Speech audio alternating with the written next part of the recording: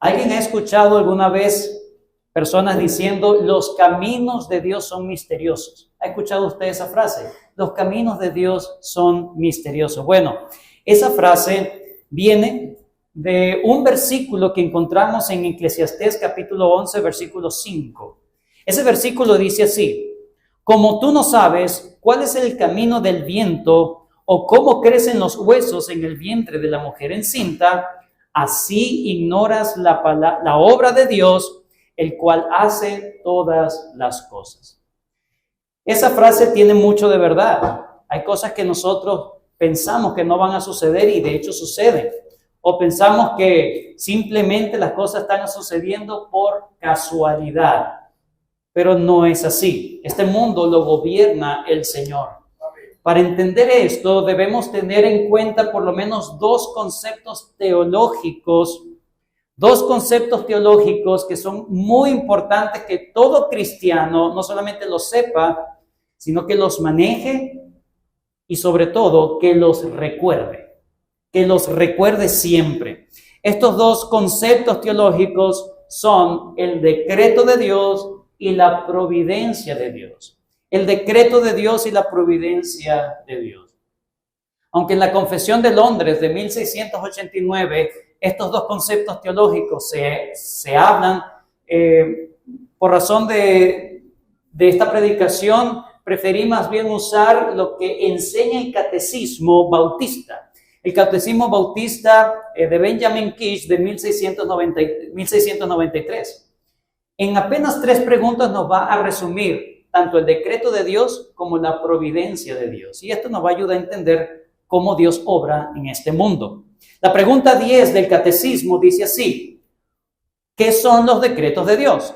¿Qué son los decretos de Dios? La respuesta: los decretos de Dios son, presta atención, su propósito eterno, la meta de Él. Su propósito eterno conforme al consejo de su voluntad, según el cual, para su gloria. Esa es la meta de Dios. Ese es el propósito eterno de Dios, que todo sea para su gloria. Entonces, según el cual, para su gloria, ha predestinado todo lo que llega a suceder. Eso se llama decreto eterno. No son los decretos, sino el decreto. Es un solo acto de Dios. La siguiente pregunta del Catecismo nos ayuda a entender cómo ese decreto de Dios se establece en el mundo de Dios. Pregunta 11 dice: ¿cómo se ejecutan los decretos de Dios? Dice: Dios ejecuta sus decretos en la obra de la creación y la providencia. Entonces, cuando hablamos de providencia de Dios, estamos hablando de que Dios está llevando a cabo su propósito. ¿Cómo definimos entonces providencia de Dios? La respuesta, esa es la pregunta 14. La respuesta, providencia de Dios. ¿Qué es la providencia de Dios? Dice que la providencia de Dios, respuesta, presta atención, son su santísima, sapientísima y poderosísima preservación y gobierno de todas sus criaturas y de todas las acciones de estas. De forma sabia, santa y poderosa, Dios preserva y gobierna a todas sus criaturas, incluyendo las acciones libres de ellas. Eso se llama la providencia de Dios. Es que la verdad, hermano, es que los caminos de Dios son inescrutables, son ocultos muchas veces a nuestra vida.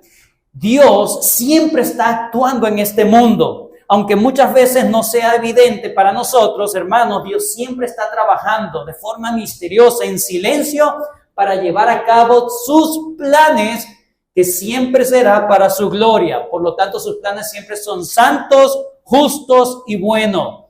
Santos, justos y buenos para su gloria, santos, justos y buenos para nuestro bien.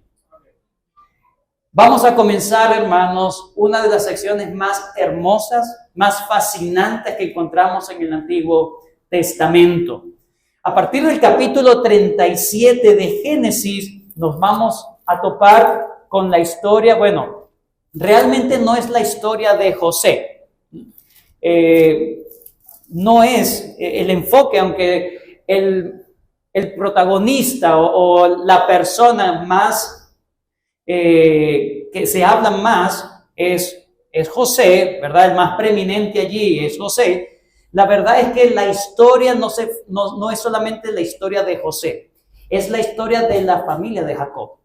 La historia de la familia de Jacob. Génesis 37:2 dice: esta es la historia de la familia de Jacob, y empieza a hablar de José. Es decir, va a hablar de los hijos de Jacob, va a hablar de ellos. Ahora, la historia es fascinante no solamente porque nos va a mostrar José en relación con sus hermanos, cómo todo empieza, cómo está la interrelación, cómo se relacionan ellos. Hermanos, lo más impresionante de toda esta historia, desde el capítulo 37 hasta el 50, es que es la ilustración perfecta de la providencia de Dios. Del 37 al 50 es la historia de una ilustración, es la ilustración de una historia donde se ve claramente la providencia de Dios llevando a cabo su plan eterno de forma santísima, de forma sapientísima y poderosísima para su gloria. Desde los sueños de José hasta las acciones malvadas de sus hermanos, narradas aquí en Génesis 37, y pasando por todas las historias que vamos a ver de aquí hasta el final del libro, hasta el capítulo 50, todas las acciones, todas las decisiones, todo lo que ocurre estaba contemplado en el plan de Dios. Todo estaba planificado por el Señor. Es tanto así que el propio José lo reconoce. Génesis 45:8. Génesis 45:8 dice José cuando termina revelándose a sus hermanos y les dice lo siguiente, Génesis 45:8. Así pues, no me enviasteis vosotros acá, sino Dios, que me ha puesto por padre de Faraón y por señor de toda su casa y por gobernador en toda la tierra de Egipto. El último capítulo, Génesis 50, después de la muerte de Jacob, Génesis 50:20 dice: vosotros, José una vez más habla, vosotros pensasteis mal contra mí, mas Dios lo encaminó a bien, para hacer lo que vemos hoy, para mantener preservación, para mantener en vida a mucho pueblo. Sí, José reconoce al final de que todo lo que pasó, definitivamente Dios estaba en control. Dios estaba obrando de forma misteriosa, de forma oculta a nuestros ojos, pero lo estaba haciendo todo de forma perfecta. Pero ¿saben qué? Ya Dios también había dicho cómo iba a terminar la familia de Jacob, cómo iba a terminar. Lo había dicho al patriarca Abraham en Génesis capítulo 15, versículo 13. Génesis 15:13, Dios le dijo a Abraham, entonces Jehová dijo a Abraham, ten por cierto, es seguro, que tu descendencia morará en tierra ajena y será esclava allí y será oprimida 400 años. Mas también la nación a la cual servirán juzgaré yo y después de esto saldrán con gran riqueza. ¿Cómo llega la familia de Jacob a estar esclavizada en Egipto? Que lo sabemos más adelante. ¿Cómo llegan? Bueno, Dios está obrando a partir del capítulo 37 para que ellos terminen de emigrar a Egipto, según el plan de Dios. Todo está fríamente calculado. Todo está bajo el control de Dios. Así que, ¿cuál es el mensaje que vamos a aprender en esta mañana? ¿Cuál es el mensaje? El mensaje será el siguiente, hermanos. Recuerda. Ese es el mensaje. Recuerda siempre que Dios obra. Recuerda siempre que Dios está obrando. A veces de manera evidente, pero muchas veces de manera misteriosa. Pero hay que recordar que Dios siempre está obrando. A veces de manera evidente, pero muchas veces de manera misteriosa u oculta, para llevar a cabo su plan que es santo, justo y bueno. Por lo tanto, ¿para qué debemos recordar? Para que confiemos y temamos. Para confiar y temer. ¿No parece algo contradictorio? Para confiar en sus justos y buenos planes para su gloria y para temer si nos estamos resistiendo a su plan. Para temer si estamos rebeldes o resistiendo a su buen plan. ¿Cómo vamos a ver este capítulo? Génesis 37, ¿cómo lo vamos a ver? Bueno, aunque no vamos a encontrar nunca, hermanos, la mención de Dios en Génesis 37, pero vamos a ver el trabajo providencial de Dios sobre los hijos de Jacob. Y lo vamos a presentar en tres escenas que se nos presentan en este hermoso capítulo, Génesis 37. La primera ocurre en Hebrón, donde están allí los hermanos de José. ¿Qué ocurre allí? Vamos a ver en primer lugar las causas del odio de los hermanos de José. La causa del odio de los hermanos de José. Esos serán los versículos 1 al 11. Luego, en el versículo 12 al 24, está la segunda escena que se desarrolla principalmente en Dotán, ¿ok? Bien al norte, en la tierra prometida, ¿ok? En Dotán va a ocurrir, los versículos 12 al 24, la conspiración de los hermanos de José. La conspiración de los hermanos de José. Y en los versículos 25 al 36 vamos a ver la tercera escena. Yo le titulé la venta de José, pero no es solamente la venta de José, podemos también ponerle como la desaparición de José ante Jacob, ¿no? La desaparición de José. Ellos se deshacen de José. Y eso ocurre nuevamente entre Dotán y la escena que ocurre en Hebrón.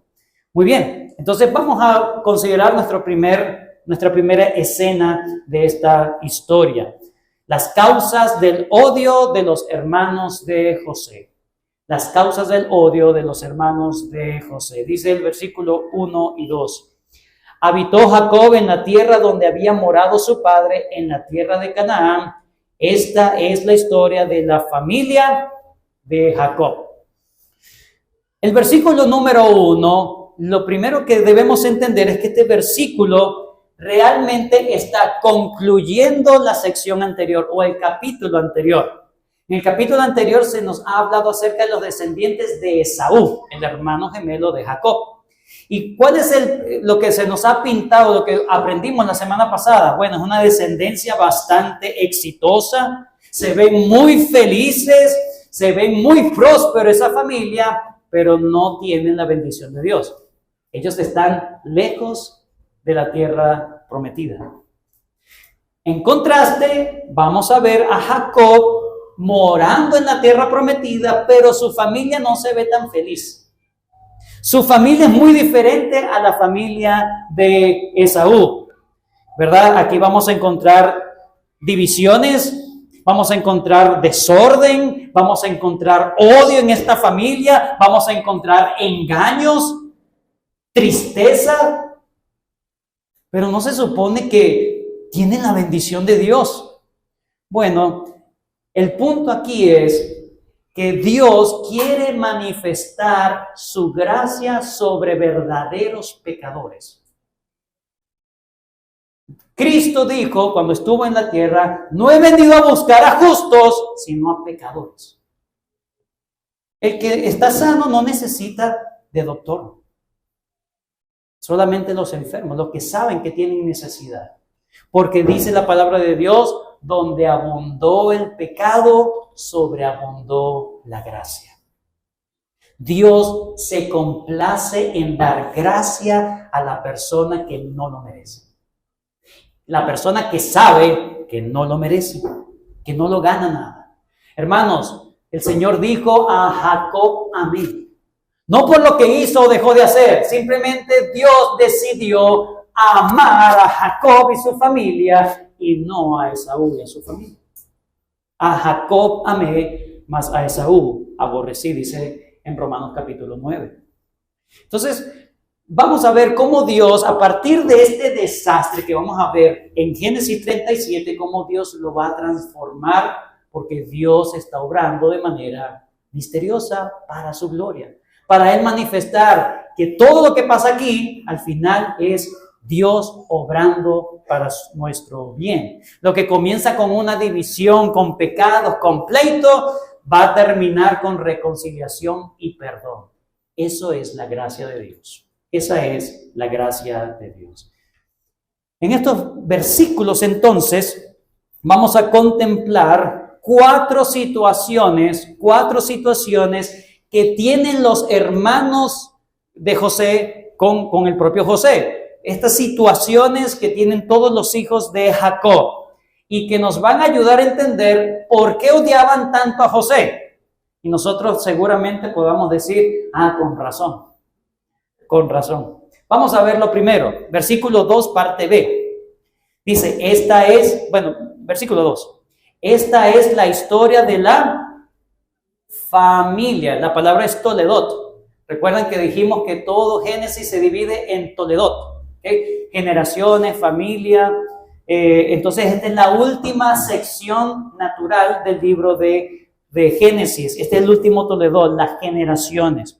Y nos va a empezar a hablar no de una lista de nombres, como generalmente lo hace, esta es la generación de tal persona y empieza a nombrar la lista. No, ahora va a empezar a decir el proceso que Dios hizo en medio de ellos. Y empieza hablando de José. José, siendo de edad de 17 años. Dios empieza a trabajar con un joven.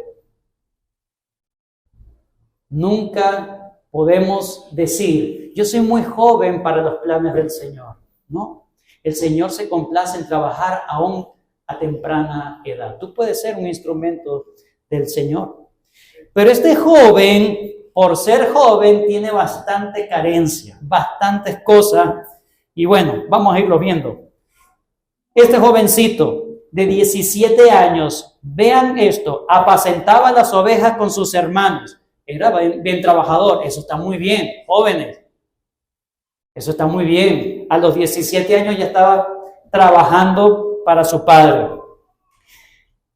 Pero dice, y el joven estaba con los hijos de Bilha y con los hijos de Zilpa, mujeres de su padre. Ya por acá hay algo extraño.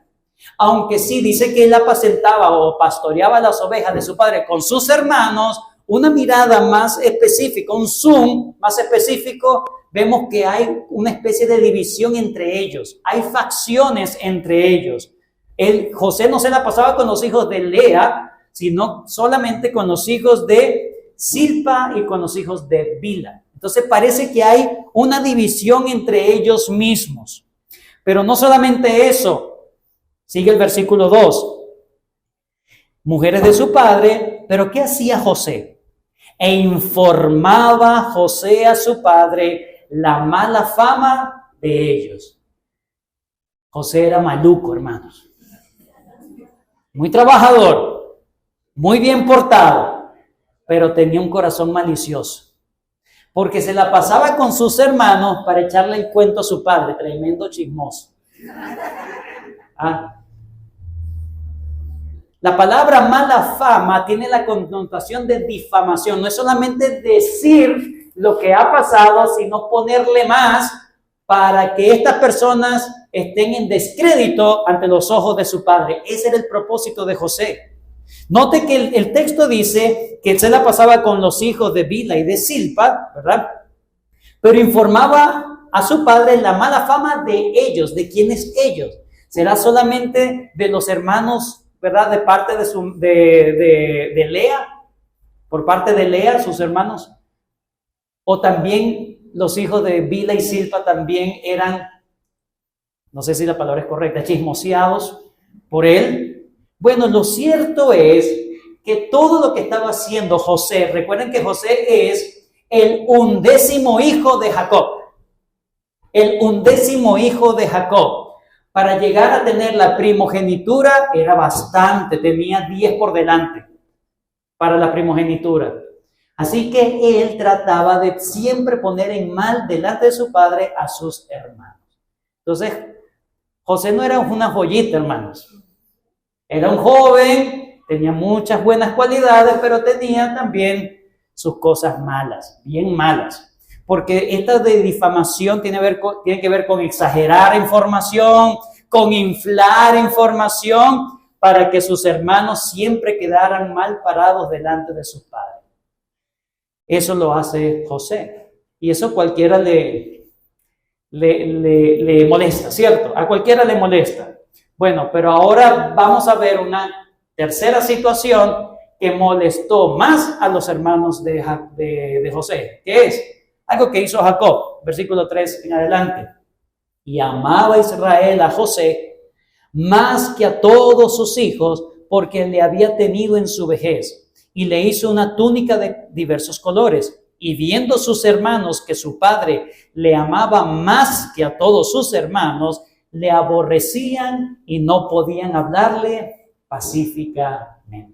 En esta tercera situación, el culpable es Jacob.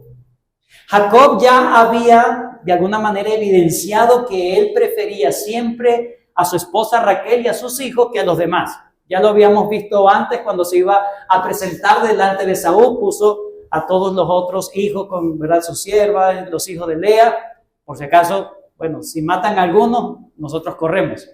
Ya ellos sabían que su padre, era evidente el favoritismo que tenía con Raquel y sus hijos, pero esto fue algo que rebosó la paciencia de todos sus hermanos, lo rebosó completamente. ¿Qué le hizo su padre? Lo amaba tanto que quiso demostrarlo tan evidentemente que le dio una túnica de diversos colores. Bueno, muchos piensan que tiene que ver una túnica demasiado estrafalaria por diversos colores.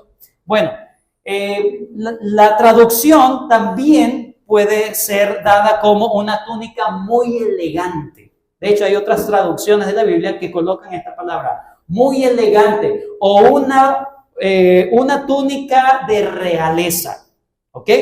De hecho, hay una, en 2 de Samuel, capítulo 13, versículo 18, se usa la misma palabra, túnica de color, que aquí se traduce túnica de colores, la misma palabra en hebreo, se usa en 2 de Samuel 13, 18, para hablar de cómo David vestía a sus hijas, las princesas. Y en la versión de la Biblia de las Américas, en vez de colocarle túnica multicolor o de muchos colores, dice lo siguiente. En el versículo 18, 2 de Samuel 13, 18, llevaba ella, una de las hijas de David, llevaba ella un vestido de manga larga. No tiene que ver con colores, sino con la forma, lo que representaba eso. Entonces, sí puede ser de muchos colores o de colores distintos al resto. Distintos, simplemente para darle la preeminencia a José sobre los demás. Eso es lo que representaba esa túnica, representaba privilegio, representaba autoridad sobre sus hermanos. Y eso sí, no lo toleraron. Note cómo ellos respondieron ante ese asunto. Viendo sus hermanos que su padre lo amaba más, entonces le aborrecían y no podían hablarle pacíficamente. También se puede traducir como que no podían darle shalom a su hermano, no podían bendecir a su hermano, no podían saludar a su hermano con bendición. Lo odiaban por él mismo y por lo que su padre había hecho. Pero hay una cuarta situación. Yo creo que es la peor de todas. Todo está mal. Pero la peor de todas es que José le gustaba molestar a sus hermanos. Pero es que le gustaba, hermano. Tiene 2 sueños. José tiene 2 sueños. Ambos sueños tienen que ver él superior a sus hermanos. El primer sueño se nos dice, ¿verdad? A partir del versículo 5, que tiene un sueño, su manojo, ¿verdad?, de espigas, se queda levantada y los demás, las 11 manojos de espigas que representaba obviamente a sus hermanos, se inclinaban ante él. Y viene José con su túnica, ¿verdad? ¿Saben qué soñé anoche, muchachos? Tin, tin, tin, tin, todos, préstenme atención. Soñé esto. Y eso enfureció más a sus hermanos. Dice el versículo 8. Le reprendieron sus hermanos. ¿Reinarás tú sobre nosotros o señorearás sobre nosotros? le aborrecieron aún más a causa de sus sueños, y note, y de sus palabras. Es que no solamente a él le gustaba decir la verdad, es que le gustaba inflar la verdad, le gustaba hacer parecer más el asunto. Había arrogancia en el corazón de José. Entonces lo aborrecían más, pero no obstante, tiene otro sueño. ¿Y saben qué hace el jovencito?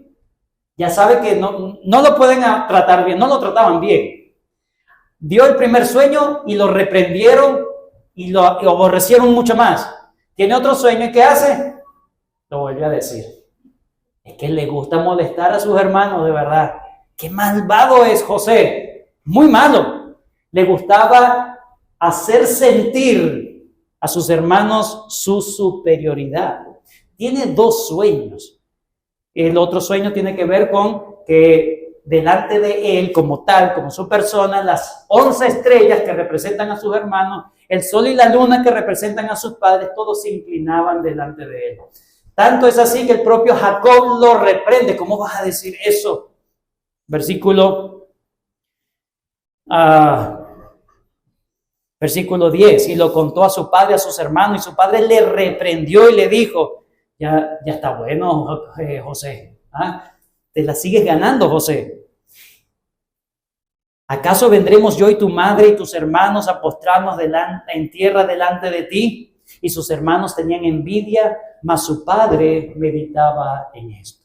Hay una nota que es importante aclarar, es que nosotros debemos entender, hermanos, que antes de la venida del Señor Jesucristo, según Hebreos capítulo 1, versículo 1, el Señor dice que Dios, habiendo hablado de muchas maneras, de diversas maneras a nuestros padres, en estos postreros tiempos nos ha hablado por medio del Hijo. Así que sí, para este momento Dios se comunicaba usando incluso sueños. Pero para este tiempo en que estamos ahora, Dios se comunica solamente por lo que ha revelado por medio de su Hijo en las Santas Escrituras, hermano. Así que sí, para este momento, por supuesto, son dos sueños que representaban no solamente que Dios tenía un plan, sino que ese plan era verdadero y que venía de parte de Dios. Noten lo que el propio José le dice al faraón, porque el faraón también tiene dos sueños. De hecho, vamos a ver en toda esta sección que esos dos sueños representan ese plan de Dios, esa revelación de Dios sobre ellos. Cuando José se presenta delante del faraón en Génesis 41:32, José le dice al faraón: y el suceder el sueño a faraón 2 veces, ¿qué significa? Que la cosa es firme de parte de Dios y que Dios se apresura a hacerlo. Así que José sabe que es una comunicación de Dios y le encanta. Por supuesto, ¿a quién no le gusta saber ese plan maravilloso de Dios para nosotros? Bueno, pero él le gustaba y lo usaba para molestar a sus hermanos. Estos dos sueños tenían el mismo significado: preeminencia sobre su familia, donde todos se inclinarían delante de él. José lo entiende y sus hermanos también entienden los sueños, pero sobre todo sus hermanos entienden las implicaciones de esos sueños. Para ellos no fue, el soñador, pues unos simples sueños que tuviste, quién sabe qué comiste en la noche y soñaste eso. No es simplemente eso. Para ellos era de temer. No puede ser que Dios le está diciendo eso a él. Lo estaban tomando en serio. Es tan en serio que en el versículo 18 dice: cuando ellos lo vieron de lejos, antes que llegara cerca de ellos, conspiraron le querían matar. ¿Por qué lo querían matar? Versículo 19. Dijeron el uno al otro: he aquí viene ¿quién? Lo quieren matar por los sueños.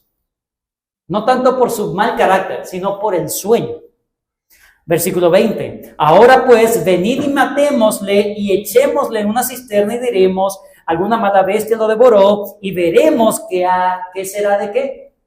Vamos a ver quién gana, nosotros o Dios. Vamos a ver quién gana. El problema aquí, hermanos, no eran los sueños de José. Aquí el problema no fueron los sueños de José.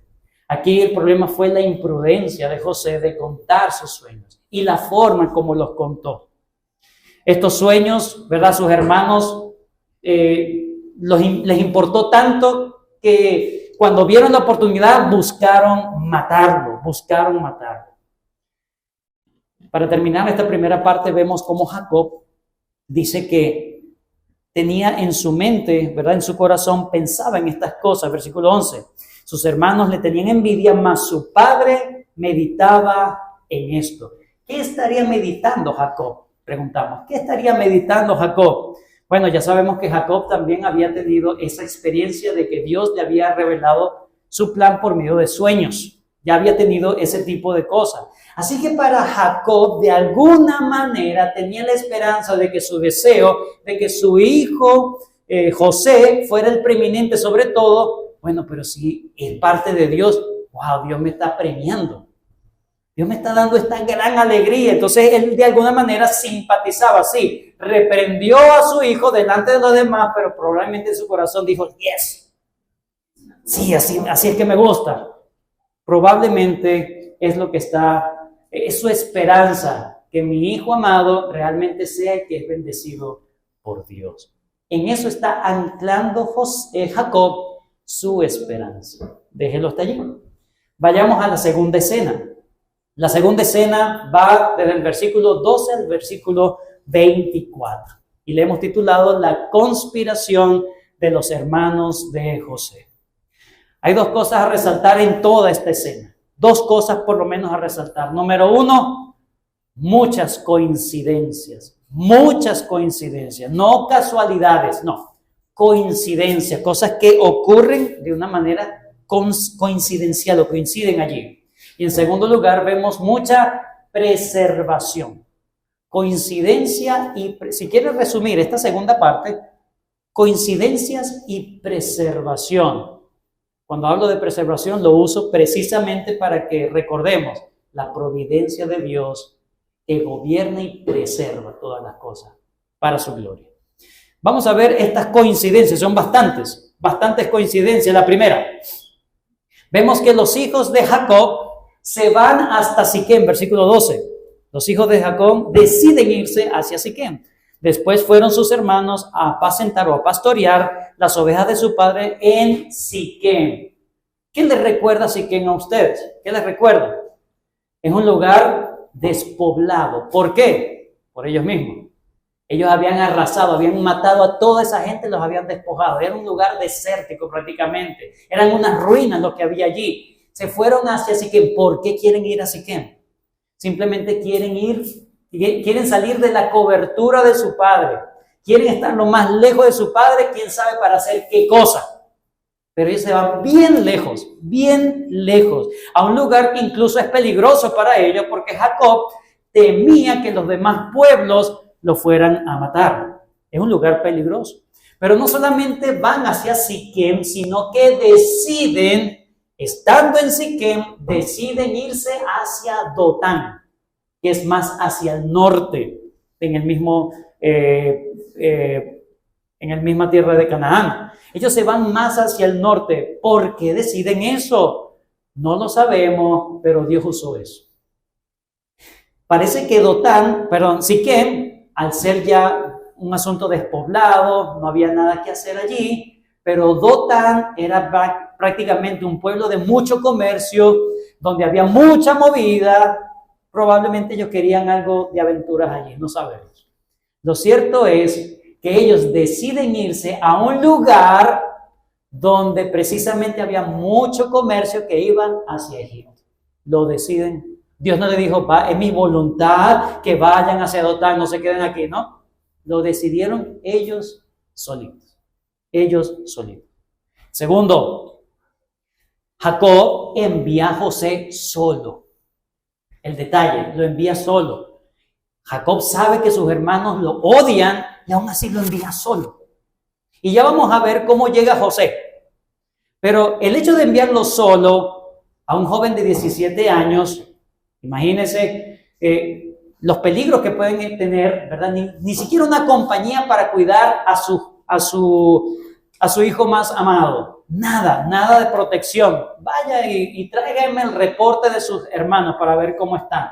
Jacob obviamente no confiaba en sus hijos. Pero no solamente Jacob envía a José, sino que José obedece. Y obedece de una forma increíble a Jacob. Noten los versículos. Versículo 14. Israel le dijo, ve ahora, mira cómo están tus hermanos y cómo están las ovejas y tráeme respuesta. Él lo envió del valle de Hebrón y llegó así que en versículo 15.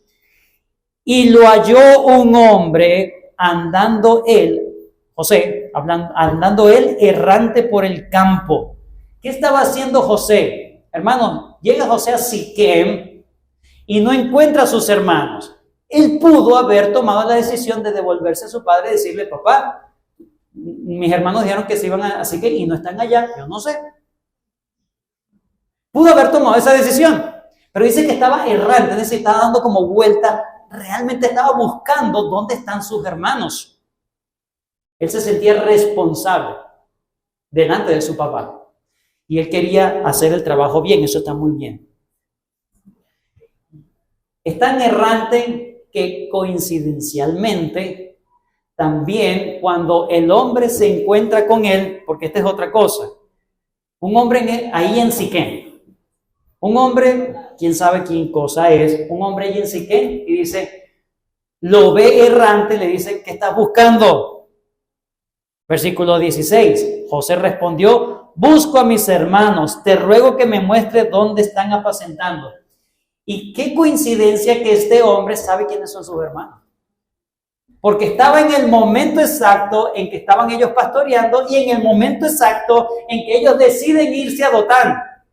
¿Cómo llegó él a saber esa información? No creo que los hermanos de José hayan dicho, nos vamos a Dotán. El que sabe, si llega alguien ahí, ya saben dónde encontrarnos. No. Tampoco creo que se haya acercado mucho como ¿para dónde se va esta gente? Dotán, ya sé, Dotán. Es una cosa impresionante como coincidencialmente Dios permite que este hombre escuche en el momento correcto, en el momento preciso, y ve y se quede en Siquem en el momento preciso en que llega José y vea la condición de José y se preocupe por la condición de José y quiera hacer algo por José. No sé si les ha pasado a usted que está en una carretera oscura y de repente se pueda quedar accidentado y llega una persona a auxiliarlo. ¿Qué dice usted? No, Dios me dio un ángel, ¿no? Señor me mandó un ángel, me ayudó. Bueno, este fue el ángel que Dios le mandó a José para guiarlo a donde Dios quería que estuviera, para ser traicionado, para ser vendido y para llevarlo a Egipto. Esta fue la pieza clave, este hombre, no sé quién era. Probablemente José dijo, ¿por qué le hice caso? Pero note que José también pudo haber decidido, mis hermanos se fueron a Dotán, le voy a decir a mi papá. Pero él se va hacia Dotán. Muchas coincidencias, muchas decisiones libres, pero todas bajo el control y la soberanía de Dios. José llega allí y es salvado por el que menos nosotros pudiésemos esperar. Salvado por el que menos hubiésemos esperado. Versículo 18. Cuando ellos lo vieron de lejos, antes que llegara de cerca, conspiraron contra él. Llega este jovencito y la traducción o el texto lo que nos quiere hacer pensar es, este muchacho no fue reconocido por la forma de caminar. Fue reconocido porque lo vieron de lejos por su túnica. Por su túnica. O sea, imagínense, a este muchacho le dieron esa túnica. Seguramente el único momento donde se la quitaba era para bañarse. De resto, a lo mejor comía, dormía, qué sé yo. Ese era su manta, ese era todo para él. Y llega y hace un viaje tan largo en ese sol con esa túnica. ¿No creen que es bastante? Y él sabe que esa túnica le molesta a sus hermanos. Pero para José, Para José, él sabe todas esas situaciones, pero él es arrogante. ¿Por qué él tiene que irse con esa túnica ante sus hermanos? Si él sabe que le molesta, está bien lejos de su casa. No le importa. Él cree que no le va a pasar nada. Él cree que todo está bien, él cree que todo está bajo control. Y así somos nosotros con el pecado. Nosotros coqueteamos, somos imprudentes, ligeros con asuntos pecaminosos y pensamos que no nos va a pasar nada. Pensamos que eso va a estar en control, lo vamos a tener allí, tranquilo, yo puedo seguir viendo esto, puedo seguir oyendo esto, puedo seguir haciendo esto y a mí no me va a pasar nada. Así llegó José, con esa presunción, y miren todo lo que hicieron, todo lo que le hicieron. Es tanto así que Dios lo humilló de tal manera al propio José, que dice en Génesis 42, 21, vayan conmigo, Génesis 42, 21. Génesis 42, 21. Esto es en el momento cuando los hermanos han sido puestos en la cárcel por José, que ellos no sabían que era José. Están en Egipto, ellos son puestos en la cárcel y ellos están diciendo, ¿cómo nos ha pasado esto? Génesis 42, 21, y decían el uno al otro, verdaderamente hemos pecado contra nuestro hermano.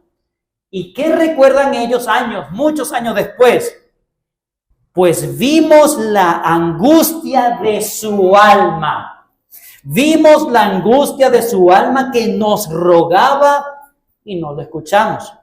Y eso ha venido sobre nosotros en esta angustia. Hermanos, ¿cómo serían los gritos desgarradores?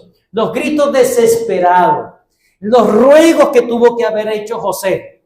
Realmente José la estaba pasando muy mal. Él llegó presuntuoso a que no me va a pasar nada. Yo voy a estar, ¿verdad? Quién sabe qué cosas le quería decir a su hermano. Y ahora Dios no origina el pecado en el corazón de sus hermanos, pero sí usa el pecado de sus hermanos para humillar el pecado de José, para humillarlo, para quebrarlo, para quebrantarlo, hermanos. Eso es la obra misteriosa y silenciosa que hace el Señor. Imagínense a José, que sabe que su propósito es llegar a ser alguien sobre su familia. Claro, Dios no solamente quería que fuera sobre su familia, sino sobre el mundo entero, ¿verdad? Fue el segundo más poderoso después de Faraón en ese momento. El segundo hombre más poderoso del mundo en su momento. Con el carácter que tenía José, tenía que ser trabajado. Qué peligroso es tener a un hombre presuntuoso, arrogante, fanfarrón, en autoridad. Pero Dios estaba haciendo todo perfecto. Pero en medio de toda esa perfección, Dios también lo estaba preservando. Porque ¿qué querían hacer sus hermanos? Lo querían matar. Versículo 19. Y dijeron el uno al otro, viene el soñador, ahora pues venid y matémosle, vamos a matarlo, no lo vamos a echar un susto, vamos a matarlo y echémosle en una cisterna después de muerto. Y diremos, ya habían planificado todo lo que iban a hacer cuando llegaran con su papá. Y el que sale a su rescate, por así decirlo, es Rubén, el que uno menos espera. Rubén. ¿Por qué Rubén? Rubén tiene un plan también, un plan para su beneficio. Recuerden que él, en los capítulos anteriores, él había deshonrado el hecho de su padre. De alguna manera había deshonrado el estatus delante de su padre. Así que él quería hacer algo para reivindicarse. Por eso es que él dice, no matemos a nuestro hermano, no derramen sangre. Versículo 22, échenlo en la cisterna que está en el desierto y no pongáis mano en él O sea, ¿qué quería hacer él? En las escrituras nos revelan el corazón de Rubén por librarlo así de sus manos y hacerlo volver a su padre. Eso era el plan no era simplemente guardar a José, pero en su plan malo, Dios estaba cuidando a José. Y lo mejor de todo es que le hicieron caso a Rubén. No mataron a José, lo echaron en la cisterna. Otro acto de preservación, versículo 23. Sucedió pues que cuando llegó José a sus hermanos, ellos quitaron de José su túnica, la túnica de colores que tenía sobre sí, y le tomaron y le echaron en la cisterna, pero la cisterna estaba vacía. Ellos no sabían cómo estaba el estado de la cisterna. Bueno, Rubén dice que no lo matemos, sino que lo echemos. A lo mejor se muere solo. No lo matamos. Pero estaba vacío. Una vez más, nada es por casualidad. Dios estaba aún en medio del dolor y sufrimiento, preservando a su hijo. Aún en eso. Hermanos, Dios no aprobaba la maldad de los hermanos de José, pero lo usó para humillar y quebrantar el carácter de José. Dios está en su trono y Él gobierna como quiere y lo hace todo bien, hermanos. Por lo tanto, confía en medio del dolor y sufrimiento, confía, pero también teme por si te hallas resistiendo a la voluntad de Dios. Para terminar, última escena, hermanos, la venta de José o la desaparición de José. En esta última parte vemos cómo los hermanos terminan vendiendo a José. Otras coincidencias. Pasa una caravana de ismaelitas y madianitas, ¿sí? Porque parece que son intercambiables. ¿Qué tienen esa caravana de interesante? Bueno, que ellos están en Dotán, un lugar comercial, por si que nunca iban a pasar, pero están todos allí en Dotán. Y en ese comercio, ¿qué hacen ellos? Ellos no comercian con esclavos. No comercian con esclavos. Versículo 25, se sentaron a comer pan. Alzando los ojos, miraron y aquí una compañía de ismaelitas que venían de Galaad y sus camellos traían ¿qué? Aromas, bálsamo y mirra. ¿E iban a dónde? Coincidencialmente hacia Egipto. Ellos simplemente tienen productos funerarios para embalsamar muertos. Eso era el trabajo de ellos, comerciar eso, no esclavos. Pero no solamente a Judá se le ocurre la brillante idea, pero ¿por qué lo vamos a matar? Es nuestro hermano, sangre de nuestra sangre. Se puso bien filosófico en ese momento, Judá. Dijo, vamos a venderlo, así ganamos plata. Vendió a su hermano por 20 piezas de plata, como Cristo fue vendido y traicionado por dinero. En este caso fue Judá, ante Cristo fue Judas. José sufre la traición, es vendido y se llevan a José. Estos comerciantes que no traficaban con esclavos, pero vieron la oportunidad y se lo llevan. Y la otra coincidencia grande es que cuando lo van a comprar en Egipto, quien lo compra no puede ser otro sino Potifar. Potifar, que era oficial de Faraón, o sea, José estaba allí en medio del mundo político más elevado de su tiempo. No pudo caer en otras manos, sino exactamente allí. Dios trabajando en silencio.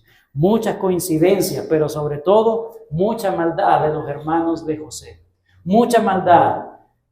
Esta maldad vemos cómo ellos llegan ante su padre y lo engañan.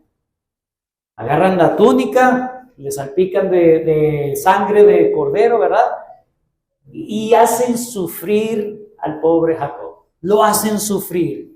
Lo hacen sufrir verdaderamente. Qué malos son, pero son más malos porque no solamente lo hacen sufrir, le hacen creer que José está realmente muerto, ha sido despedazado. Lo peor de todo es que quieren consolarlo. Qué descarados son. Qué cínicos son. Saben la verdad, pero prefieren callarse y dejar que este hombre sufra de gratis. Que sufra, no me importa. Que guarde su luto por su hijo muerto, que yo sé que está vivo. ¿Verdad? Sí, déjalo así. En vez de evitarle el dolor a su padre. Miren la maldad, la falta de amor natural, de afecto natural de estos hombres. No había eso. Qué horrible imagen. Pero ¿saben qué? Dios, una vez más, usó esta maldad de los hijos de Jacob, esta gran maldad, también para disciplinar a Jacob. No aprueba la maldad, pero la usó para que Jacob verdaderamente sufriera pensando realmente que José había muerto. Pensando verdaderamente que José había muerto. ¿Por qué Dios permite ese dolor, ese sufrimiento? Para desarraigarlo de su amor idolátrico con José. Sí, Dios estaba preservando a José.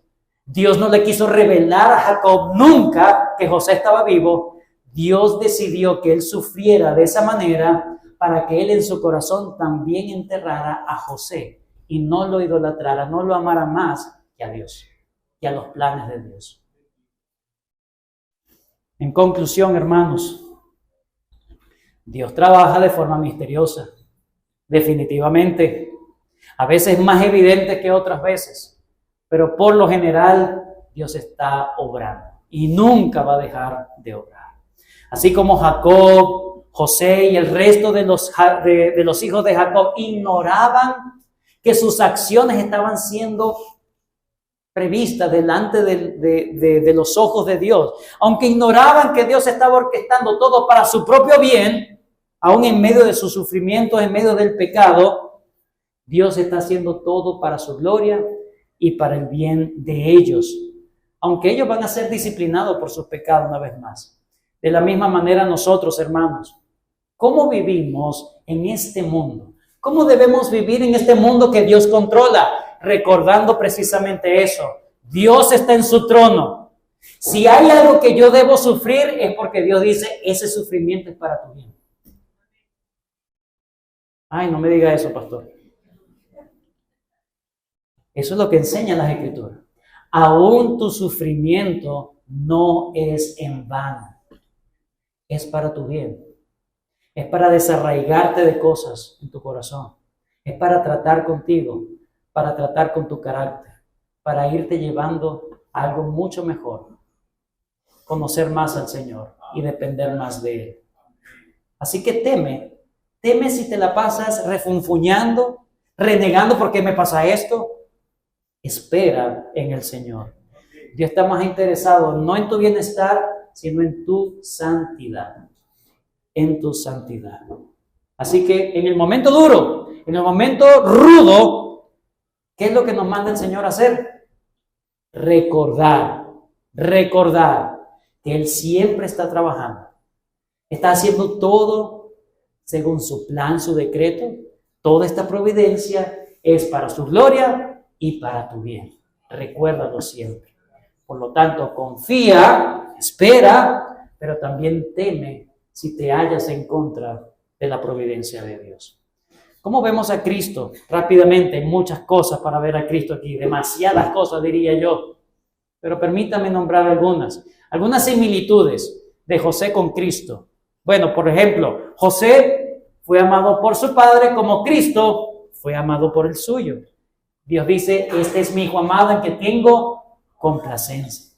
Otra similitud, José fue rechazado por sus hermanos, así como Cristo vino a los suyos vino y los suyos le rechazaron, no le aceptaron. José fue vendido y traicionado por un tal Judá. Cristo fue traicionado y vendido por Judas. Dios usó las malas acciones de los hermanos de José. Aunque ellos no mataron a José, lo entregaron, por así decirlo, a la muerte. Lo mismo hicieron en el pueblo de Israel. Lo entregaron en manos de los gentiles para hacer cuanto la mano y la voluntad de Dios había antes determinado. Hechos capítulo 4. Y José fue humillado antes de ser exaltado. Cristo fue humillado antes de su exaltación, y ese es el camino de todo creyente. Diferencia. José fue amado a pesar de sus pecados. Cristo es amado eternamente por su perfección. José sufrió porque se lo ganó. Se ganó su sufrimiento, bien bueno. Pero Cristo sufrió no de manera injusta, sino que le imputaron todos nuestros pecados. Tus pecados y mis pecados se le imputaron a Cristo y Él sufrió. Jacob lloró la muerte de su hijo, pero estaba engañado. Dios vio la muerte de su hijo y se volteó para no verlo. Lo hizo por nosotros, hermano. Entregó a su Hijo por ti y por mí. Y por último, esa túnica cubierta de sangre o salpicada de sangre, Jacob la aceptó como realmente es. Mi hijo, es de mi hijo, ha muerto. También vemos una imagen en Apocalipsis capítulo 19, versículo 13, que dice que la vestidura del Señor Jesús, dice, estaba vestido de ropa teñida de sangre y su nombre es el Verbo de Dios.